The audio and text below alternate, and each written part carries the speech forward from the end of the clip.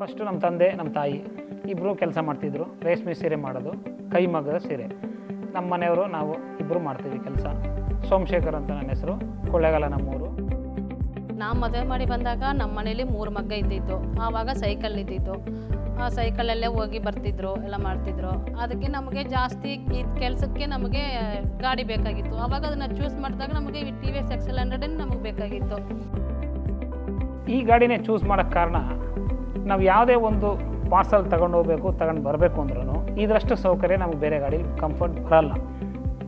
ಹಿಂದುಗಡೆ ಒಂದು ಕೀ ಇದೆ, ಕೀನ ತೆಗೆದ್ರೆ ಸೀಟ್ ಬಂದ್ಬಿಡ್ತದೆ.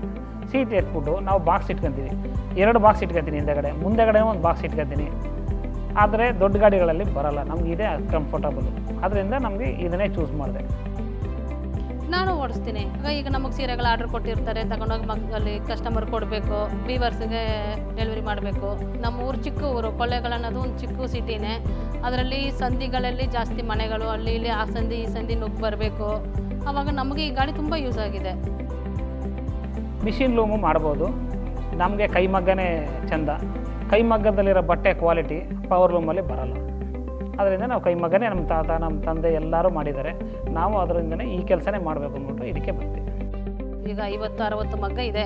ಈ ರಾಜಣ್ಣ ಸಿಲ್ಕ್ ಸ್ಯಾರೀಸ್ ಅಂತ ಒಂದು ಹೆಸರು ತೆಗೆದಿದ್ದೀವಿ ಅಂತಂದರೆ ಅದರ ಜೊತೆ ನಮ್ಮ TVS XL100 ಇರೋದಕ್ಕೇ ನಾವು ಇವಾಗ ಅದು ಫುಲ್ ಸಪೋರ್ಟ್ ಇದೆ ನಮಗೆ. ಅದರಿಂದ ಅದು ನಮ್ಮ ಮನೇಲಿ ಒಂದು ಜನ ಅಂತ ನಾವು ಅದನ್ನು ನೋಡ್ಕೊತಿರೋದು.